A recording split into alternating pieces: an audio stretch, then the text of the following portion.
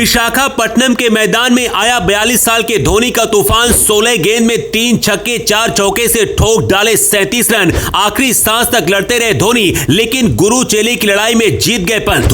धोनी से गूंज रहा था विशाखापट्टनम। 30,000 दर्शक कर रहे थे धोनी के इंतजार। धोनी ने की चौके से शुरुआत, हेलीकॉप्टर शॉट लगाकर दिखाई अपनी ताकत। माही को मारता हुआ देख झूम उठा पूरा हिंदुस्तान। धोनी के सामने पंत ने बिछाया था मायाजाल। धोनी के मास्टर स्ट्रोक से पंत ने दिल्ली को बना दिया विजेता। मैच जीतने के बाद पंत ने धोनी का लिया आशीर्वाद। मुस्कुराते हुए मैदान से निकले धोनी की बल्लेबाजी देखने के लिए विशाखापट्टनम में पहुंचे थे 30,000 दर्शक। धोनी के नाम से गूंज रहा था स्टेडियम। तभी मैदान पर आए धोनी ने ऐसा तूफान ला दिया जिसकी आंधी में दिल्ली के गेंदबाज उड़ गए। धोनी ने शुरुआत चौके से की और उसके बाद चौके छक्के से दिल्ली के गेंदबाजों को दहला दिया। माही मार रहा था और पूरा हिंदुस्तान झूम रहा था। मैदान पर मौजूद दर्शक धोनी के लिए दुआएं कर रहे थे कि धोनी मैच जिता दे, लेकिन शायद तब तक बहुत देर हो चुकी थी। मगर धोनी आखिरी सांस तक लड़ते रहे। धोनी के सामने ऋषभ पंत ने कैसा मायाजाल बिछाया था और क्यों चेन्नई सुपर किंग्स इस मुकाबले में हार गई और गुरु चेले की लड़ाई में ऋषभ पंत कैसे जीत गए, इसकी कहानी आपको बताते हैं। दिल्ली ने टॉस जीतकर पहले बल्लेबाजी करने का निर्णय लिया था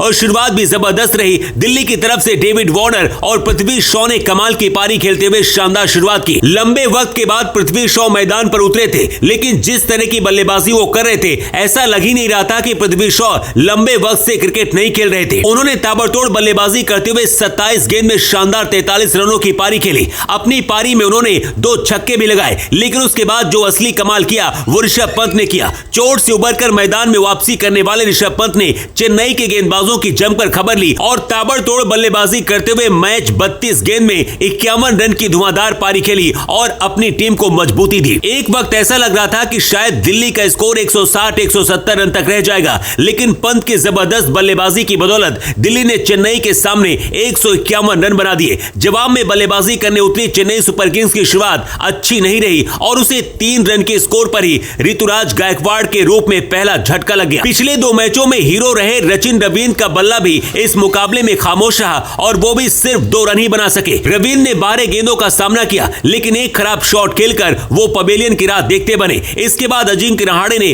कुछ हद तक चेन्नई की लाज बचाई और रन बनाए। इसके बाद ऐसा लगने लगा था कि मुकाबले में अब चेन्नई सुपर किंग्स की वापसी हो जाएगी, लेकिन मिडिल ऑर्डर में चेन्नई की टीम चरमरा गई और शिवम दुबे के साथ साथ समीर रिजवी कुछ खास नहीं कर सके, जिसकी वजह से धोनी को भी मैदान में आना पड़ा। लेकिन जैसे ही मैदान पर आए उन्होंने चौके से शुरुआत करते हुए ताबड़तोड़ चौके और छक्के लगाए, जिससे पूरा स्टेडियम धोनी के नाम से गूंजने लगा। धोनी ने मैच में 16 गेंद का सामना किया, लेकिन इस दौरान उन्होंने 37 रन बनाए। 42 साल के अपने हीरो को देखकर मैदान में लोग खुशी से झूम रहे थे। किसी को फर्क नहीं पड़ रहा था कि चेन्नई जीत रहा है या फिर हार रहा है, वो बस माही मार रहा है यही देख रहे थे। धोनी आखिरी सांस तक लड़ते रहे, लेकिन क्योंकि ज्यादा रन बने थे इसलिए दिल्ली इस मुकाबले को 20 रन से जीत गया। मगर दिल्ली की जीत से ज्यादा चर्चा धोनी के बल्लेबाजी की हो रही है। दोस्तों, आपको क्या लगता है, अगर धोनी 2-4 ओवर पहले आए होते तो क्या चेन्नई मैच जीत जाता? अपनी राय कमेंट करके बताएं।